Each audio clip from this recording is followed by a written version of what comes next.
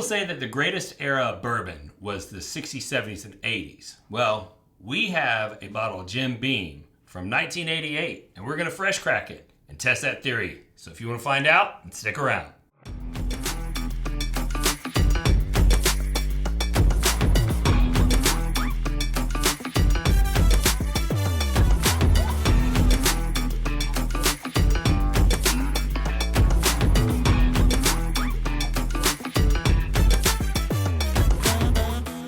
All right, well, today we have a special guest. You've been on the show before, right? I have, a couple of times now. Yeah. So this is my buddy Chris, and you have come into possession of a race car whiskey. Yeah, this is a special series that was released by Jim Beam for Corvette dealerships. So as far as we know, this was never available for sale in stores. Not that I'm aware of. In the research I found, these were all giveaways. Corvette had these commissioned and made specifically to give to dealerships that dealt in, I guess, higher volume to use as incentives for their dealerships and then the folks that they were selling cars to. Yeah, so, if you bought a really expensive sports car, as an incentive, you could get a bottle of whiskey that you could probably buy for $8 at the store at the time. Right. Makes sense. At the time, sense. we're talking, 80s, so about $35,000 car, and you got an $8 bottle of whiskey as a consolation prize. So this is interesting because for anybody who's new, just know that during the 60s, 70s, and 80s, bourbon was on a decline, and dealerships were trying to find a way to get people to buy whiskey. And one of the ways that they figured out was, let's put the whiskey in a vessel that the people want the vessel and not necessarily the whiskey. Right. And so this was a very novel idea. Jim Beam was one of the leaders of the Decanter series whiskey releases. Mm-hmm. And this is certainly no exception. And this is a actual, like the wheels roll and everything. Oh, yeah. So, I mean, it's like a little car. So how did you come in possession of this? So this particular decanter belonged to my in-law's neighbor. He gave up drinking and in turn gave it to my father-in-law. And it sat on my father-in-law's shelf for quite some time, and he knows that I am a bourbon and whiskey enthusiast. I enjoy it, and he in turn gifted it to me. He said, it's yours. You do what you want to with it. And I told him that I was going to open this at some point. And I couldn't think of a better way to open it than, with the entire community. Sure. So, and did that individual, did he own a dealership, or did he my parents, get this for... So my in-law's neighbor did not own the dealership, but the neighbor's best friend did. Oh, okay. So he was in turn handing these out. Gotcha. And so that's how it became to be in their possession. Gotcha. So, friend of a friend kind of thing. Friend of a friend. So the distillery is obviously Jim Beam. The SKU is from the Jim Beam Decanter series. The age on this one is 100 months, which I believe is 8 years, 4 months. 4 months. And so back during this era, one of the other things that the distillery started doing is instead of putting the years of age on their bottles, they would put the months to make it a much larger number, because they noticed that the higher age scotches were getting more attention. And so they thought, well, if you think a 30-year scotch is awesome, just wait till we drop this 100-month bourbon on you. Right. It's very attention-getting, and they put it right on the sticker here on the side. So yeah. I actually had to do some math to figure that out. Right. The proof is 80 proof, which they hadn't quite figured out yet, that they could get rid of more liquid at higher proofs. It was still like just standard. Everybody released everything in any proof, with some notable exceptions. And when you find these dusties in there, they are 100 proof or so. Those are the ones that garner the most attention in the dusty collector world. We don't know what the SRP on this would have been, because as far as we know, they were all gifts.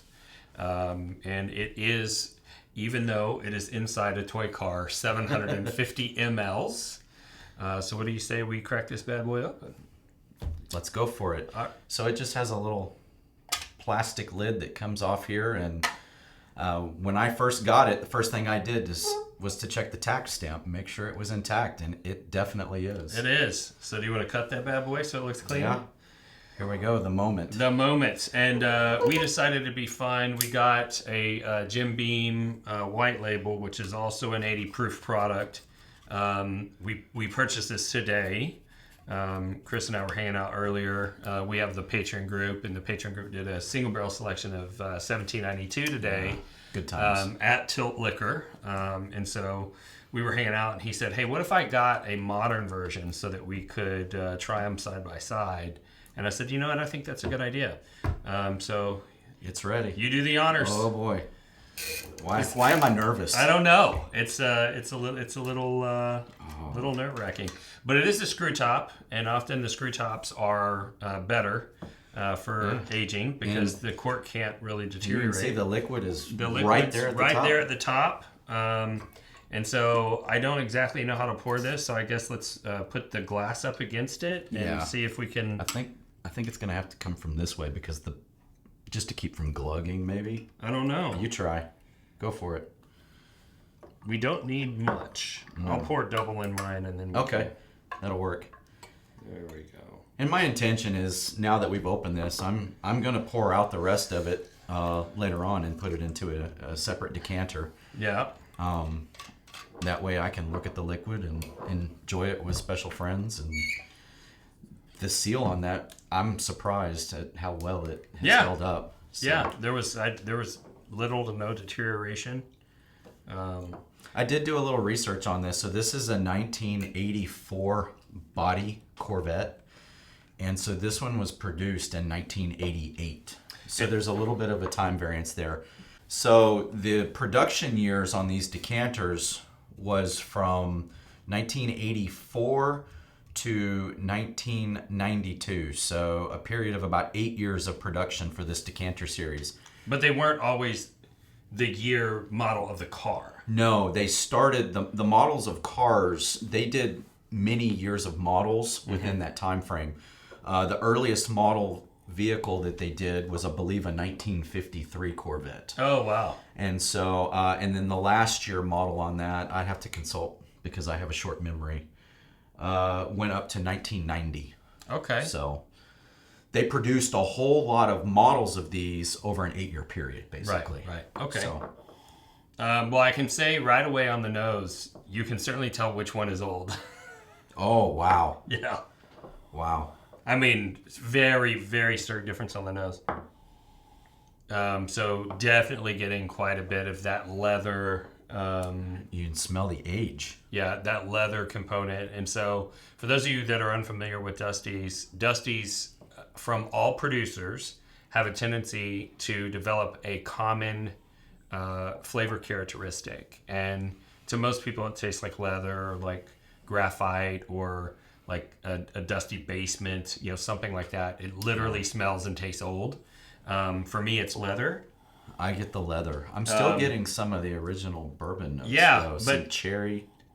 This one is interesting because it's still got a sweet profile. And I think that's partially because it doesn't have a cork. Yeah, the screw tops tend to hold up a little bit better over time. Because the corks are not able to deteriorate. But yeah, I'm getting the new version of Jim Beam. It smells young.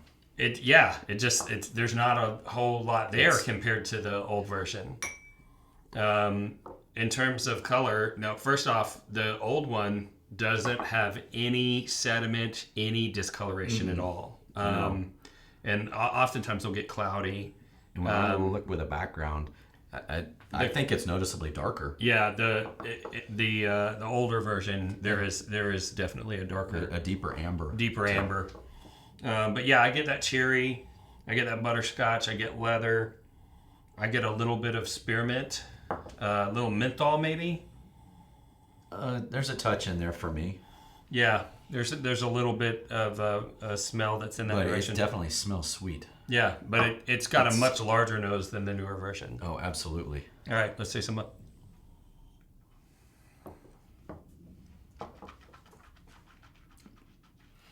So the younger one, this regular daily here, it feels a little thin.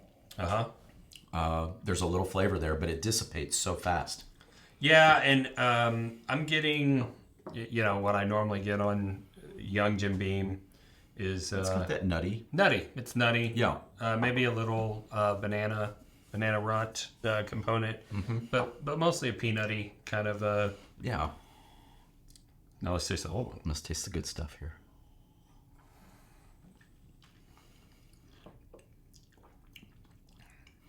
That's night and day. Yeah, and this has held up better than most of the This is really good. decanters that I've had. That leather component comes through, and it translates on the finish into a note that I would characterize as petrol. I get a little bit of it. But it's not overpowering. It's not off-putting. But there's a ton of like butterscotch on the front. Yes, I get the butterscotch. I'm getting that. I'm tasting some of the age along with the nose. Yeah. And I don't know if that's just the nose coming across onto the palate or. Do you taste the cherry on the palate? It's in the back for me. Yeah, it's very faint. It's way in the back. There's not a big fruit note on this. It's mostly that butterscotch, and then it follows up. It transfers from that butterscotch to me into that nutty profile. I'm not a huge fan of the nutty flavors that I get from Beam and Heaven Hill. And I feel like this one's very well balanced, the older one. Much more balanced than the newer version. If I could get this in this, that would be a daily that I would keep stocked all the time. It's a lot of flavor for an 80 proof. For an 80 proof whiskey, absolutely. Could you imagine what this would be like at cash strength? This at 125 plus? This would be mind-blowing. It would be phenomenal. Yeah. Unfortunately, I don't think they were doing that back then. No, not at all. Let's see. What year did Booker's release? Was it 88? It was late 80s. Yeah. That's about all I can remember. Probably about the same year that this was released. Wow. But yeah, this is really, really solid. Enjoying this quite a bit. I've got a few people already that I'm going to share some samples with. And that being said, I'd love to offer up a sample for the community. Okay. To a lucky winner, if that's okay with you. Yeah, let's do that. So we're going to do a 1 ounce sample of the Corvette. And you want to give them the rest of this so they can do it? If they'd love to do a side-by-side, we can send this with it and do the same as we've done. Because not everybody keeps this in their bar. Yeah. Well, might as well. We're already shipping a package. So might as well. We're going to do 1 ounce sample packs so you can have the same experience at home. I think that we only use about half an ounce for each one of us. So you may even be able to invite a friend to come and participate with you. So the only thing you have to do to enter to win this free giveaway is like this video, subscribe to the channel, ring the bell, which will automatically notify you of future content pieces and future giveaways because we give something away on every episode. And then obviously you have to fill out the web form. The link for the web form is in the video description below. You click on it, you give us your basic information. We run a randomizer, we post it publicly, we reach out to the winner, get your address, and we will ship you your samples absolutely for free. And if you would like to think about how you could support this channel, we have a few different ways. One, we have a Patreon.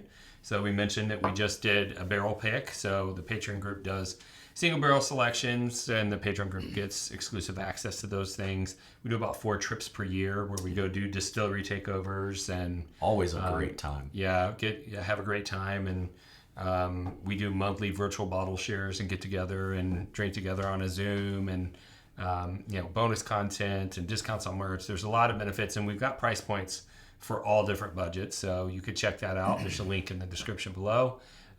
We also sell merch on the Bourbon Real Talk website. For instance, these glasses were custom designed by my wife Lindsay and I, and they're designed for higher proof spirits here in the U.S. To dissipate the ethanol so that you can smell the underlying notes. We've got aroma kits to develop your palate. We've got bottle carrying bags. We've got a lot of really great things over there. So you can check that out at bourbonrealtalk.com. Again, link in the video description below. And last but not least, you could support this channel by hiring me as your residential real estate agent in the Dallas or Houston metro areas. And I will warn you, if you hire me, I do give away Epic bottles as closing gifts. And you can find more information about that in the video description below. There'll be a link from our real estate company. And if this is your first time tuning into the channel, we'd love to tell you what we're all about, and that is bringing people together around whiskey. And that's something that's important to me because I lost my brother to suicide in 2014. And after his passing, talking with some of his friends, I started to realize that as his life was deteriorating, he had lost a lot of the social connections that are the types of relationships that keep you bonded to this world.